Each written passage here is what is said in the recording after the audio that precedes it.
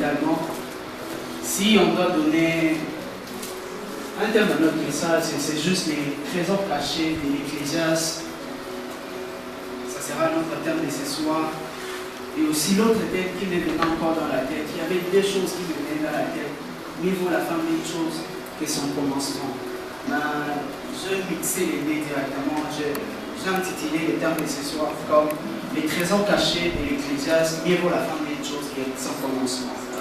Parce que ce livre d'Ecclésiaste, c'est un homme qui écrit ça. Cet homme, ce n'est pas n'importe qui. C'est un roi. Un homme qui a eu un long parcours dans sa vie. Un homme qui est né dans une famille pas comme les nôtres aujourd'hui. C'est un homme qui est né dans une famille royale, qui est né dans de bonnes conditions, grandi dans de bonnes conditions. Un homme qui a vécu la gloire de Dieu. Son nom c'est Salomon. Un homme qui a vécu beaucoup de choses tout au long de sa vie. Un homme que Dieu a élevé pas comme tous les rois d'Israël. La parole de Dieu déclare en un roi, il n'y a jamais un roi d'autre comme Salomon en Israël, à cause de la sagesse qu'il avait, à cause des biens qu'il possédait. C'était un homme à part. C'était un homme tout autre. C'était un homme différent de tous les rois qu'Israël a connus, jusqu'à nos jours même. C'était un homme spécial aux yeux de l'Éternel. Aucun de roi dans la Bible, si j'ai une bonne mémoire, aucun des hommes dans la Bible que l'Éternel s'est présenté au devant de lui demandait « Demande-moi tout ce que tu veux et je ferai pour toi cela. » Il est le seul qui a réussi ces privilèges-là. C'est un homme qui a connu beaucoup de victoires, un homme qui a connu la paix. Il a connu beaucoup de succès dans sa vie. Il a vécu la grandeur, la richesse, la gloire. Quand Christ est venu, même il est en train de parler en Matthieu 7, il est en train de dire, comparer, il dit, vous vous inquiétez de beaucoup de choses, même l'Église, même Salomon dans toute sa gloire, il n'a pas utilisé l'exemple d'une autre personne, il a utilisé l'exemple de Salomon. Il a dit même Salomon dans toute sa gloire, il n'a pas été vêtu comme l'Église. Il pouvait utiliser l'exemple de n'importe quel roi. Il a préféré prendre l'exemple de Salomon parce que personne en Israël n'a connu ce que Salomon a connu. C'était un homme grand, un homme respectueux, un homme qui s'est privé de rien, comme lui-même l'était en Ecclésiaste. Je me suis privé de rien que je voyais à mes yeux. Je suis allé vers toutes les femmes que je voulais. Je me suis donné tous les plaisirs que je voulais dans ma vie. Il s'est donné à tout. Il s'est privé de rien. Il dit, je me suis privé de rien tout au long de ma vie. Il a connu beaucoup de choses dans sa vie. Mais selon aussi les auteurs, ce que j'ai lu sur Internet, on nous dit parmi les derniers livres qu'il a écrit, c'est Ecclésiaste. Il est en train d'écrire ce livre. J'aime beaucoup ces livres. Ça m'apprend beaucoup. Apprendre des erreurs des autres, ça te permettra de ne pas commettre des erreurs dans la vie. C'est un homme qui a connu la gloire, un homme qui a connu la grandeur dans sa vie.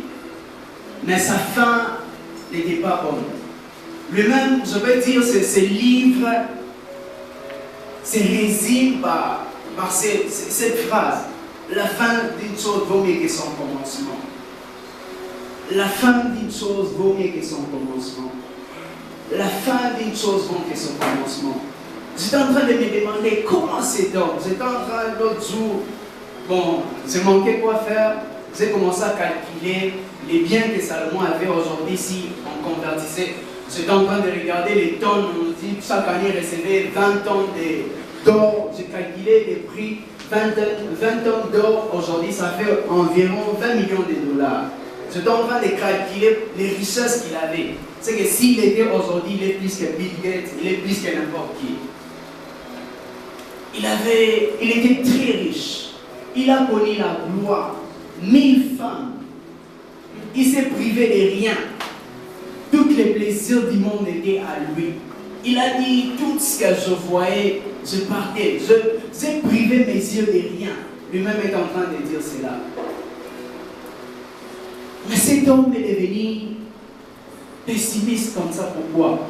Regarde, quand vous lisez les débuts d'Ecclésiaste, il commence directement par quelque chose qui m'étonne. Ecclésiaste 1, il est en train de dire ceci. En Ecclésiaste 1, il commence par quelque chose qui m'étonne du coup directement. La parole de Dieu déclare ceci, les paroles du prédicateur fils de David, au roi de Jérusalem. Vanité des vanités, dit les prédicateurs, dans d'autres versions, on est en train de dire, dit Ecclésiaste, vanité des vanités, tout est vanité. Et il y a 3 mots qu'il est en train de répondre dans tous les chapitres ici. Il parle des vanités, courir derrière les vents et rien de nouveau sous le soleil. Il parle de ces 3 choses. Vanité des vanités, rien de nouveau sous le soleil et courir derrière les vents. Comme lui-même est en train de dire en Ecclésiaste 12-13, il dit, s'il nous voudra écrire tout un livre, même ces livres ne pourra pas suffire. Parce qu'il y a beaucoup de choses à apprendre de ces livres, de cet homme. Comment un homme qui a connu des grands succès, sans guerre, pendant qu'il était en train de gouverner, il n'y a pas eu de guerre à Jérusalem. Il a connu des grands succès dans sa vie. C'est un homme qu'on peut dire, un homme qui a connu des succès dans la vie. Aujourd'hui, dans beaucoup de sciences occultes, on sort des principes sur sa vie.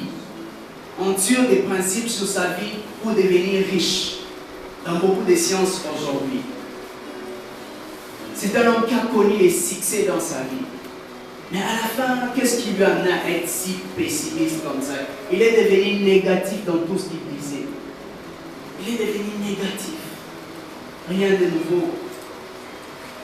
Sur la terre, il est en train de réclamer encore, il dit, et les sages et l'insensé, ils ont tous la même finalité, c'est la mort. Il est devenu trop pessimiste dans sa vie. Il a dit, il n'y a rien de précieux sur le soleil. Toutes les femmes, les richesses, l'or, l'argent, il n'y a rien de spécial sur la terre. Il y a une seule chose qui nous attend tous, c'est la mort. Après avoir expérimenté toute la gloire qu'il a expérimentée. On nous dit, sa renommée s'est accrue. Tous les rois de la terre, tout le monde, la parole de Dieu est en train de dire en 1 roi 10, tout le monde sur terre désirait écouter Salomon. Tout le monde voulait entendre Salomon parler. Un homme qui a connu cette grande gloire. Mais à la fin de sa vie, il est devenu pessimiste. Il est devenu négatif dans tout ce qu'il voyait. Il voyait qu'il y a la négation devant lui. Qu'est-ce qui a créé en lui cela? Qu'est-ce qui a créé cela en lui? Ce soir,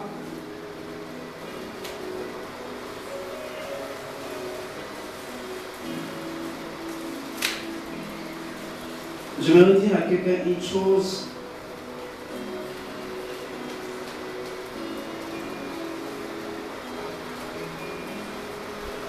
Que l'Éternel m'envoie à dire ce soir seulement.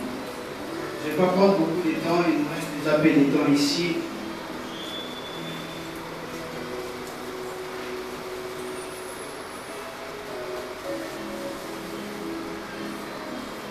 Il est en train de dire lui-même en Ecclésiaste 9, Ecclésiaste 11, au verset 9, il dit, jeune, réjouis-toi dans ta jeunesse, que ton cœur rend ton cœur joyeux et heureux. Au jour de ton adolescence, dans d'autres versions, on dit pendant la période de ta jeunesse, marche selon les conduites de ton cœur. Et marche selon les yeux, selon les regards de tes yeux. Mais sache, pour toutes choses, Dieu t'amènera en jugement. Il est en train de dire ces choses parce qu'il a expérimenté beaucoup de choses dans sa vie. Il a connu beaucoup de choses dans sa vie. Il a connu la gloire. Mais à la fin de sa vie, il s'est détaché de Dieu. Ce soir, j'aimerais dire à quelqu'un, le commencement n'a jamais été la chose qu'il faut regarder l'église, c'est la finalité. Aujourd'hui, tu as accepté aujourd'hui peut-être de donner ta vie à Christ. Tu as accepté aujourd'hui de commencer à marcher selon les principes de Dieu. Mais ça ne suffit pas. Quelle finalité que tu auras demain? Quelle finalité que tu auras demain? Salomon avait bien commencé aussi. Il craignait Dieu. C'est ça le cas de plusieurs, on commence bien, mais à un certain moment on lâche. C'est pourquoi ce soir j'aimerais que quelqu'un puisse apprendre de ces expériences, parce que c'est tout un enseignement de tirer sur la vie, de parler de la vie de Salomon en 15 minutes, ça ne suffira pas. C'est tellement grand, c'est un homme qui a expérimenté beaucoup de choses dans sa vie.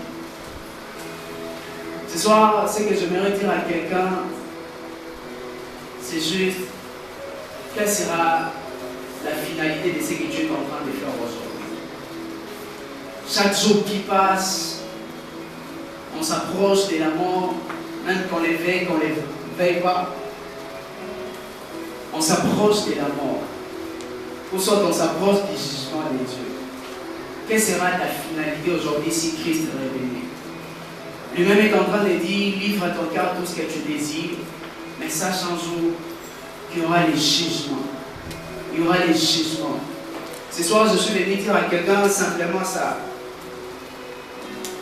Que prends bien tes décisions aujourd'hui. Prends bien toute décision que tu prends aujourd'hui. C'est l'une des choses que l'Éternel nous a donné de prendre des décisions, le pouvoir de décider tout ce qu'on doit faire. L'Éternel ne nous impose jamais dans notre vie les choses qu'on doit faire. C'est l'une des choses qu'il a donné à l'être humain, le pouvoir de choix. Le pouvoir de choisir. L'Éternel nous a donné le pouvoir de choisir. Dans les jardins d'Éden, il avait planté l'arbre de connaissance du bien et du mal. Pourquoi? Parce qu'il voulait donner à l'homme ce qu'on appelle le pouvoir du choix. C'est qu'on a le pouvoir de choisir ce qu'on veut devenir demain. On a le pouvoir de choisir quelle sera notre finalité aujourd'hui. Nous sommes aujourd'hui jeunes, c'est aujourd'hui qu'on doit prendre des bonnes décisions. C'est aujourd'hui qu'on doit s'aimer dans les bons.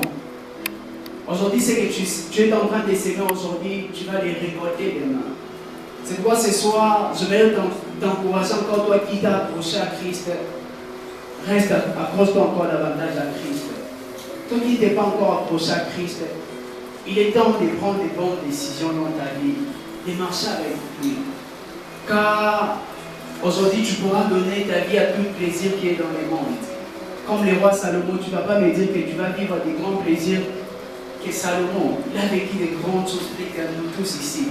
Même si on rassemblait tous nos témoignages ici, on les mettait ensemble, on n'a pas pu faire ce que Salomon a fait dans sa vie. Il a fait des grandes choses dans sa vie. C'est pourquoi tout plaisir de ce monde, c'est éphémère. Ça va passer. Ça va passer. Comme lui-même est en train de le dire, vanité des vanités, il n'y a rien de nouveau sous le soleil. On court derrière les vents. Un homme qui court derrière les vents, il n'attrapera jamais les vents. Il n'y a rien de nouveau sur le soleil. Vanité des vanités. Il a conquis à la fin de sa vie, après avoir expérimenté toutes choses, tous les plaisirs qu'il s'est donné, vanité des vanités. Et à la fin, Ecclésiaste 12, au verset 13, il est en train de dire, ce qu'il faut alors, c'est craindre l'Éternel et observer les commandements de l'Éternel. C'est le plus